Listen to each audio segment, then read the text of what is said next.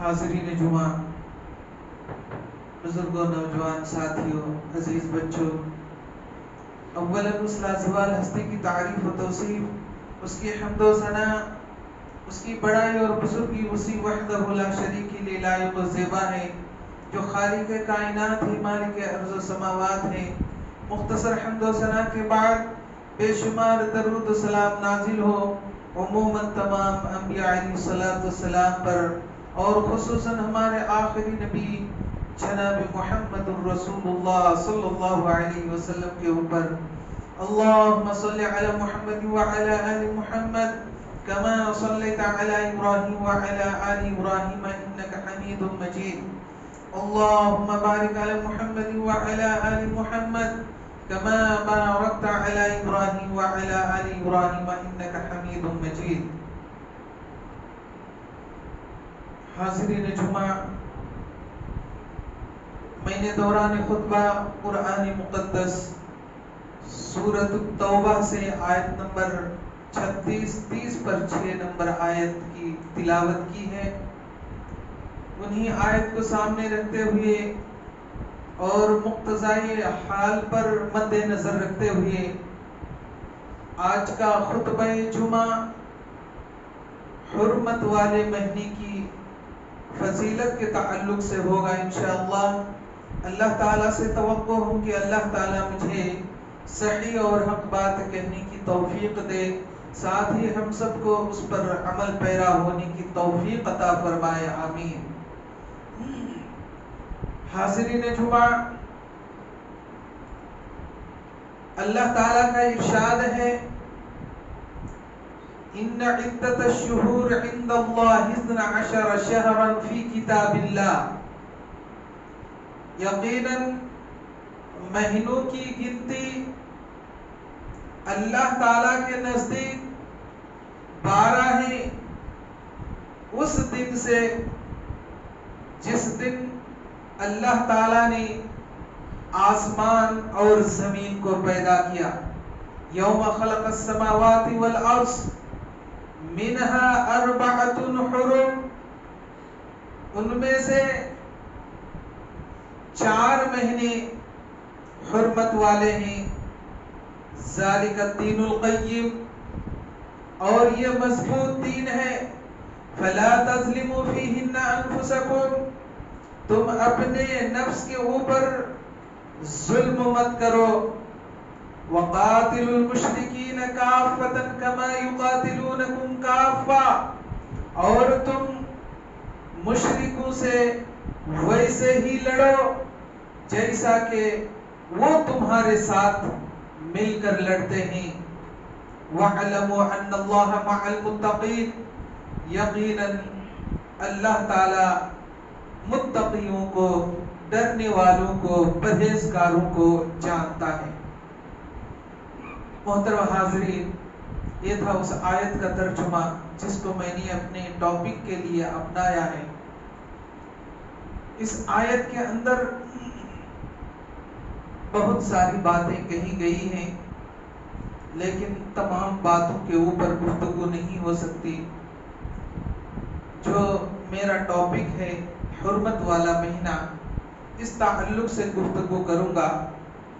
اللہ تعالیٰ نے اس آیت کے شروع میں ہی یہ بات واضح کر دی کہ ان عدت الشہور عند اللہ، یقیناً مہینوں کی گنتی اللہ تعالیٰ کے نزدیک کتاب اللہ میں عند اللہ 12 شہرا فی کتاب اللہ 12 ہے۔ یعنی اس کا سرے سے اور سیدھا ترجمہ اگر آپ اس طرح کریں گے کہ یقیناً مہینوں کی گنتی اللہ تعالیٰ کے نزدیک کتاب اللہ میں 12 ہیں۔ 12 مہینے اللہ تعالیٰ نے بنائے ہیں۔ کب بنائے ہیں اس کی بھی وضاحت کر دی۔ یوم خلق السماوات والارض، جس دن اللہ تعالیٰ آسمان اور زمین کو پیدا کیا تھا، اسی دن سے مہینوں کی گنتی اللہ تعالیٰ کے یہاں کتاب اللہ میں 12 ہے۔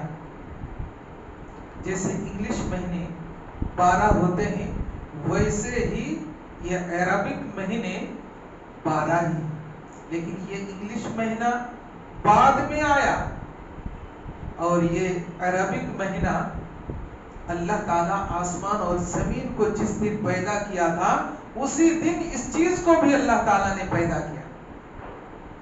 محترم حاضرین، اسلامی مہینے کہاں سے شروع ہوتا ہے؟ آئیے سب سے پہلے اس بات کو سن لیتے ہیں، سمجھ لیتے ہیں۔ اسلامی مہینہ فرسٹ مہینہ محرم سے شروع ہوتا ہے، محرم الحرام۔ محرم یہ سب سے پہلا مہینہ ہے جو اسلام کا، شریعت اسلام کا سال کا پہلا مہینہ ہے۔ محرم، صفر، ربیع الاول، ربیع الثانی، جمادی الاول، جمادی الثانی، رجب، شعبان، رمضان، شوال، ذی القعدہ، ذی الحج، یہ 12 ہیں۔ یہ اللہ تعالیٰ نے یہ 12 کی گنتی اللہ تعالیٰ نے اپنی کتاب میں درج کر دی، اور اس دن درج کیا جس دن آسمان اور زمین کو پیدا کیا۔ اب سوال یہ پیدا ہوتا ہے کہ عربک یعنی اسلامک مہینہ اللہ تعالیٰ جس دن آسمان اور زمین کو پیدا کیا ہے اسی دن یہ پیدا کیا تھا، تو پھر یہ انگلش مہینہ کب پیدا ہوا؟ انگلش مہینہ یہ کب سے شروع ہوا؟ اب دیکھیے 2023 عیسوی یعنی یہ سال چل رہا ہے 2023، یہ مہینہ کب سے شروع ہوا؟ یہ سال کب سے شروع ہوا؟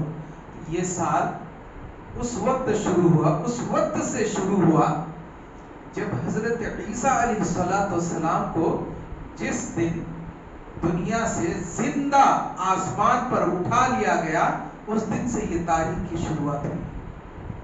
اس کو عیسوی سال کہا جاتا ہے، عیسوی، اور یہ عیسوی سال کو ہی دنیا کے تمام انسان اس کو رائج کر دیا ہے۔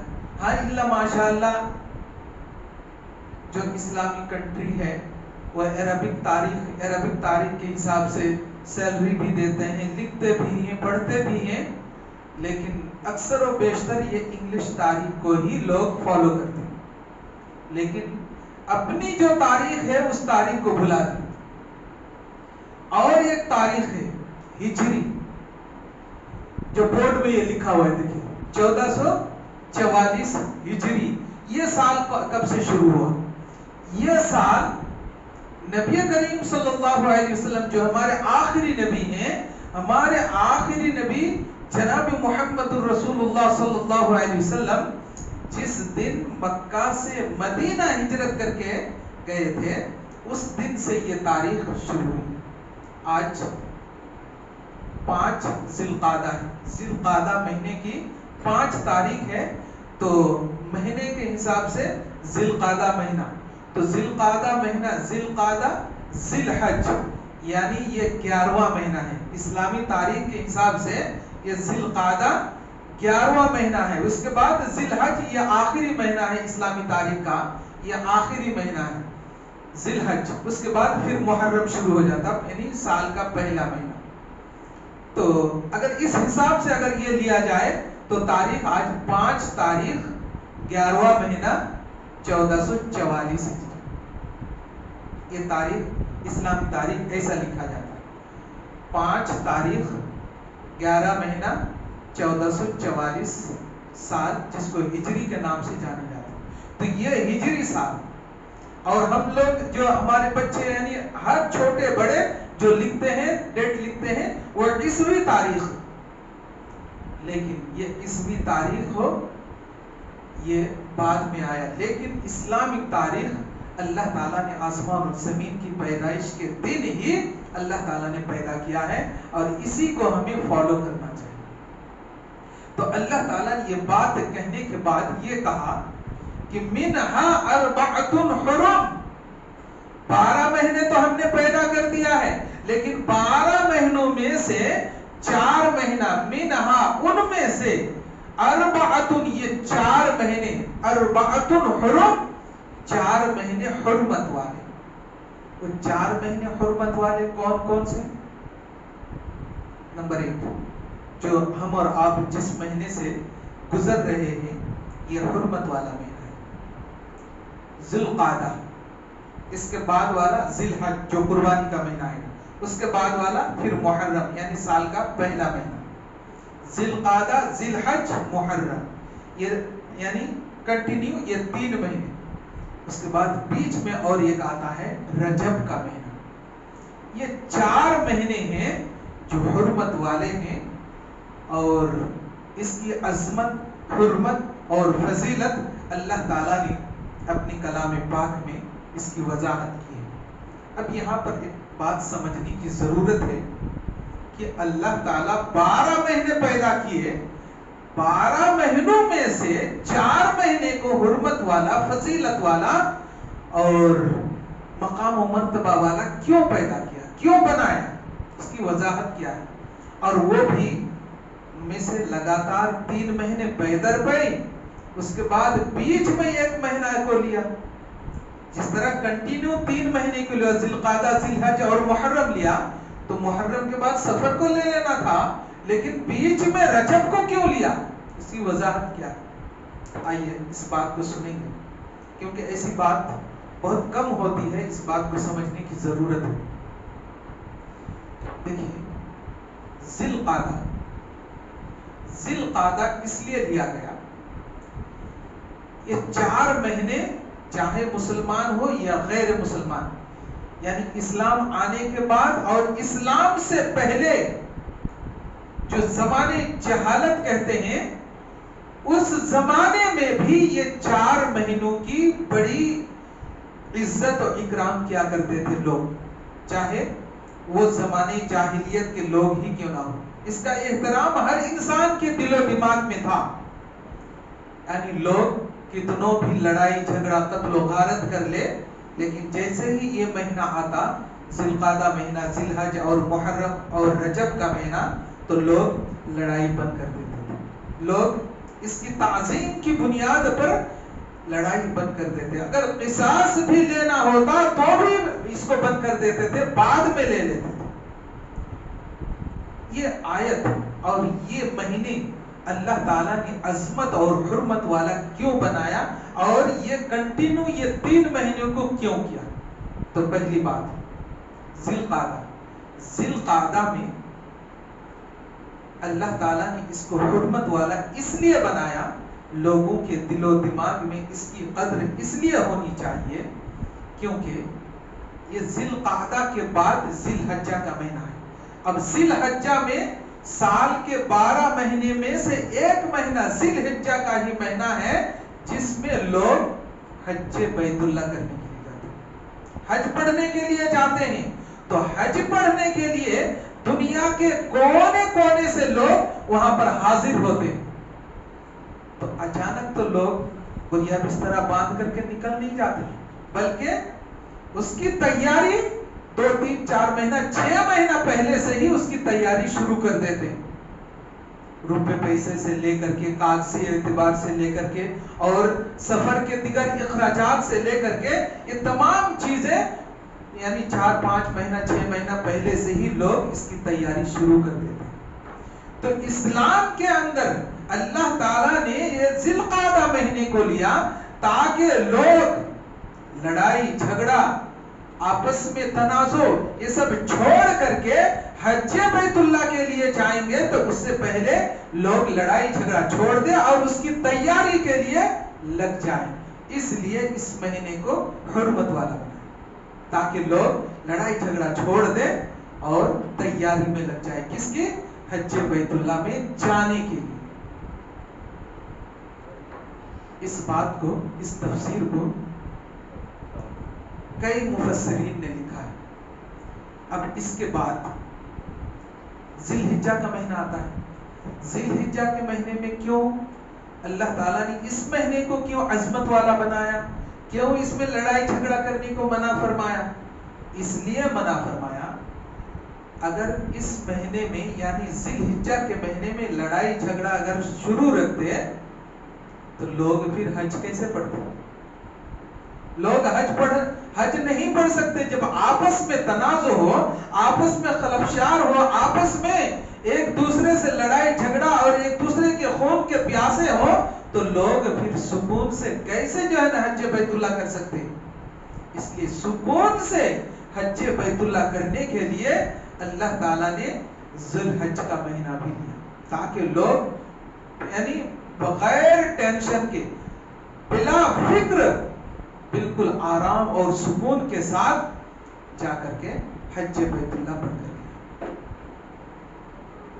اس کے بعد والا مہینہ ذی الحج کے بعد اب محرم کا مہینہ آتا ہے۔ محرم کا مہینہ کیوں لیا؟ اس لیے لیا، اس لیے وہ عظمت والا اور حرمت والا اس لیے کیا، لوگ دنیا کے کونے کونے سے حج پڑھنے کے لیے جاتے ہیں۔ ایک مہینہ پہلے سے شروع ہو جاتا ہے سفر، وہاں جا کر کے جمع ہوتے ہیں، پھر جیسے حج پورا ہوتا ہے سب کو ریٹرن آنا ہے نا، سب کو پھر اپنے اپنے گھر ریٹرن آنا ہے، تو ریٹرن آنے کے لیے سکون اور ماحول ہونا ضروری ہے۔ اگر آپس میں لڑائی فساد جھگڑا قتل و غارت اگر ہو تو لوگ ڈر کے مارے گھر سے نہیں نکلتے، وہ اپنی جان کو پیاری سمجھ کر کے اپنی جان کی حفاظت کے لیے وہ گھر سے نہیں نکلتے۔ اس لیے لوگ یعنی بلا فکر اور بلا جھجک لوگ اپنے سفر کو مکمل کر کے اپنے گھر واپس لوٹنے کے لیے اللہ تعالیٰ نے محرم مہینے کو بھی عظمت والا بنایا، حرمت والا بنایا اور مقام و مرتبہ والا بنایا۔ تو یہ کنٹینیو یہ جو 3 مہینہ ہے، ذی القعدہ، ذی الحج اور محرم۔ ذی القعدہ جو ہم اور آپ اس مہینے سے گزر رہے ہیں، یہ تیاری کے لیے بنایا، اور ذی الحج کا مہینہ حج پڑھنے کے لیے، سکون سے حج پڑھنے کے لیے، عبادت کرنے کے لیے اس کو حرمت والا بنایا۔ اس کے بعد والا جو مہینہ ہے، سکون کے ساتھ اپنے گھر کو واپس آ جائیں، یعنی راستے میں کوئی قسم کی تکلیف نہ پہنچے، اس لیے اللہ تعالیٰ نے کنٹینیو اس 3 مہینے کو عظمت اور حرمت والا بنایا۔ ابھی کل کی ہی بات ہے، راجستھان کوٹا سے حج کے جو حجاج کرام کا ایک بس، پوری بس حجاج کرام بھرے ہوئے تھے، جا رہے تھے ایئرپورٹ۔ راستے میں بدماشوں نے گھیرا اور پتھراؤ شروع کر دیا، یہاں تک کہ بس کو نقصان بھی ہوا اور کئی کو چوٹ بھی لگی۔ اب دیکھیں اس طرح کا اگر ماحول ہو تو انسان کیسے سفر کر کے جائے گا؟ ایسی حالات کو مد نظر رکھتے ہوئے اللہ تعالیٰ نے عظمت اور حرمت والا ان مہینوں کو بنایا، کنٹینیو ذی القعدہ، ذی الحج اور محرم کا۔ اب سوال یہ پیدا ہوتا ہے، یہ تو 3 مہینہ بعد سمجھ میں آ گئی، چوتھا مہینہ رجب کا مہینہ، رجب کا مہینہ کیوں لیا؟ دیکھیں اس زمانے میں کیا ہوتا تھا کہ اس زمانے میں سواری میں بیٹھ کر کے یا پیدل چل کر کے حج پڑھنے کے لیے جاتے تھے، کیونکہ کئی کے پاس سواری ہوتی نہیں تھی، اور کسی کے پاس سواری ہوتی تو سوار ہو کر کے جاتے تھے۔ آج بیٹھے شام کو پہنچ گئے، فاسٹ زمانہ۔ تو اب مان لیجیے حج پڑھ کر کے گھر واپس گئے، اب کئی دور سے آتے ہیں، دنیا کے کسی کونے کسی چھیڑے سے آتے ہیں، ان کو 2 مہینہ 3 مہینہ آنے میں لگ جاتا ہے۔ تو جب اتنا ٹائم لگتا ہے تو واپس جانے میں بھی تو اتنا ٹائم لگے گا، تو 3 مہینہ یا 2 مہینہ آنے میں اور پھر 2 مہینہ جانے میں، 4 مہینہ ادھر گزر گئے۔ اللہ تعالیٰ نے بیچ کا 1 مہینہ، دیکھیے رجب کا مہینہ، محرم، سفر، ربیع الاول، ربیع الثانی، جمادی الاول، جمادی الثانی، رجب، یہ رجب کا مہینہ، یعنی شعبان سے پہلے، رمضان سے 2 مہینہ پہلے۔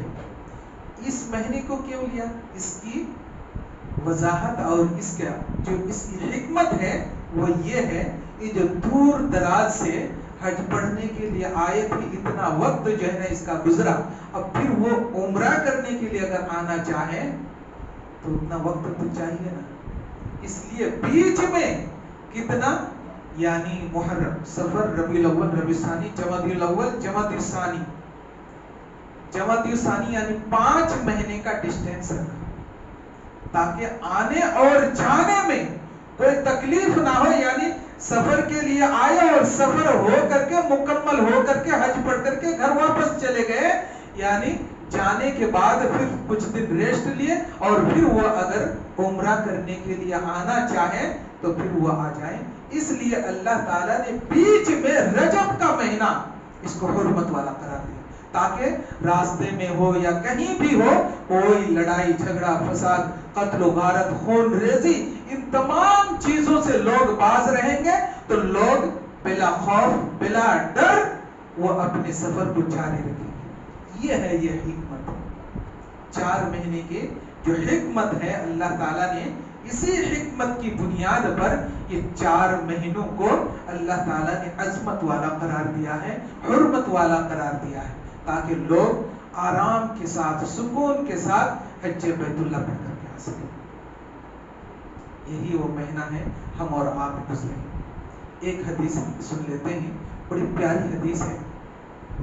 حضرت ابو بکر رضی اللہ تعالی عنہ حدیث کے راوی، اور اس حدیث کو امام بخاری رحمۃ اللہ علیہ اپنی صحیح بخاری کے اندر اور امام مسلم رحمۃ اللہ علیہ نے اپنی صحیح مسلم کے اندر نقل کیے ہیں. بیان فرماتے ہیں اللہ کے رسول صلی اللہ علیہ وسلم نے ارشاد فرمایا، اس کا جو پہلا ٹکڑا ہے وہ حدیث جو میں نے آیت پڑھی ہے اس آیت کے ترجمہ سے ملتا جلتا ہے. اللہ کے رسول فرماتے ہیں کہ یقیناً اللہ تعالیٰ نے مہینوں کی گنتی اللہ تعالیٰ کے نزدیک کتاب اللہ میں 12 ہے اس دن سے جس دن اللہ تعالیٰ نے آسمان اور زمین کو پیدا کیا.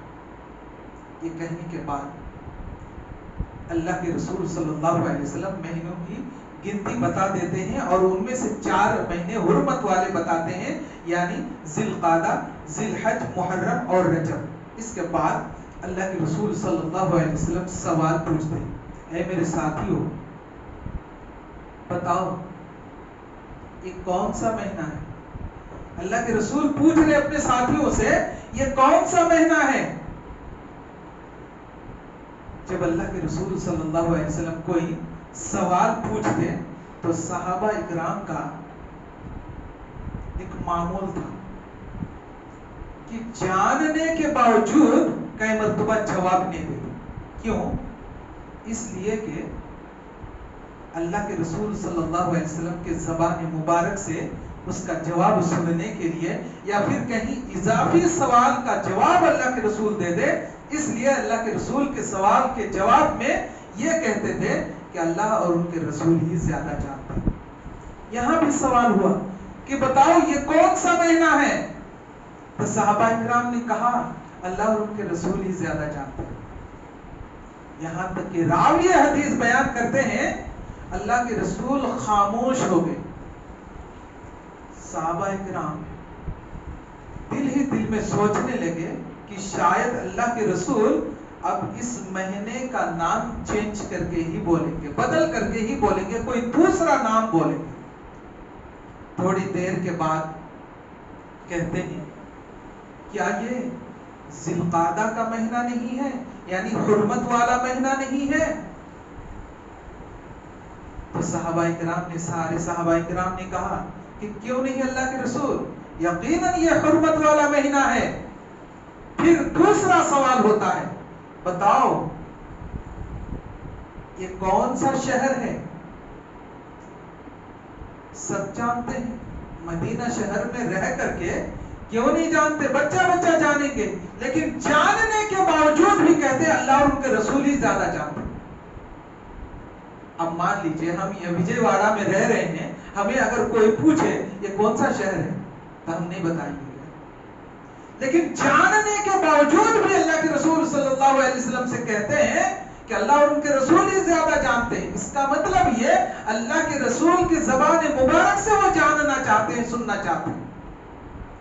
یہاں تک کہ راوی حدیث کہتے ہیں کہ اللہ کے رسول خاموش ہو گئے اور ہم دل ہی دل میں سوچنے لگے کہ شاید جس سوال کو ہم سے پوچھا گیا اس کا جواب یعنی اللہ کے رسول اس شہر کا نام کچھ بدل کر کے ہی بولیں گے.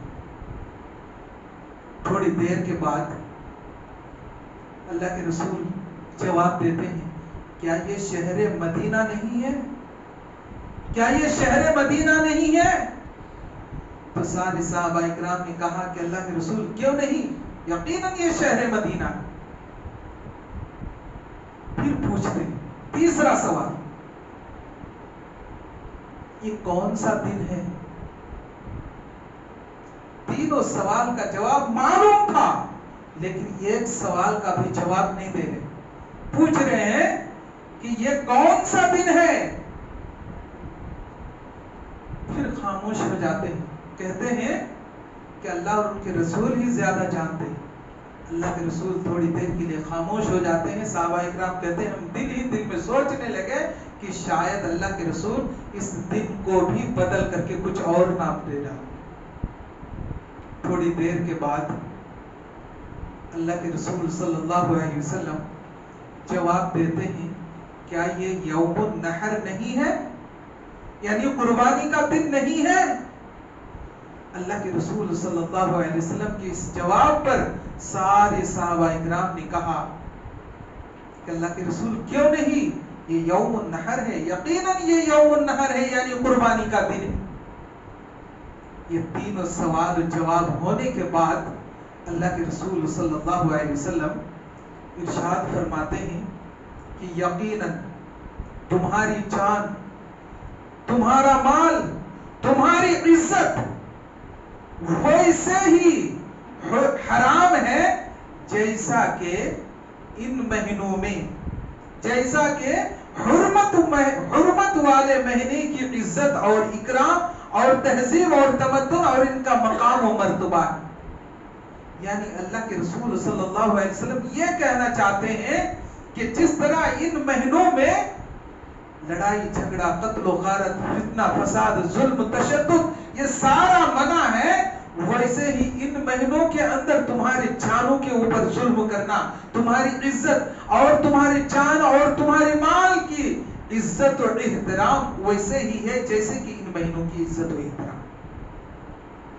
اللہ کے رسول صلی اللہ علیہ وسلم یہ حدیث بیان کر کے یہ اس مہینے کی عظمت کو اور مقام کو برقرار رکھتے ہوئے یہ فرمایا کہ اے لوگوں تم اپنے نفسوں کے اوپر ظلم مت کرو، فلا تظلموا فیہن انفسکم، تم اپنے نفسوں کے اوپر ظلم مت کرو۔ یعنی ان 4 مہینوں کی عزت اور اکرام کو دے کر کے تم اپنے نفس کے اوپر ظلم مت کرو، یعنی گناہ کا ارتکاب مت کرو، گناہ مت کرو، گناہ سے دور رہو۔